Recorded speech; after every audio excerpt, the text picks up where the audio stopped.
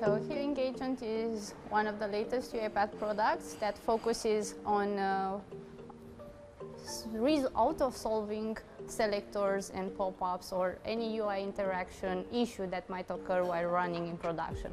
So Healing Agent is there to automatically identify those issues whenever a process is running and to apply smart recommendations and make your life easier, even if you are an admin or support engineer or even a developer.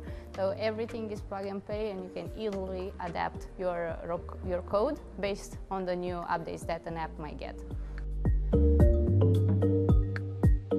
So I'm part of the UiPath CoE for the last 6 years, and we have around 1,000 automations. 20% of them are using UI automation, and of course, as every CoE maybe, we take the API first approach because it's more reliable. But now with the Healing Agent, we have around 50 processes in production where we already implemented this feature.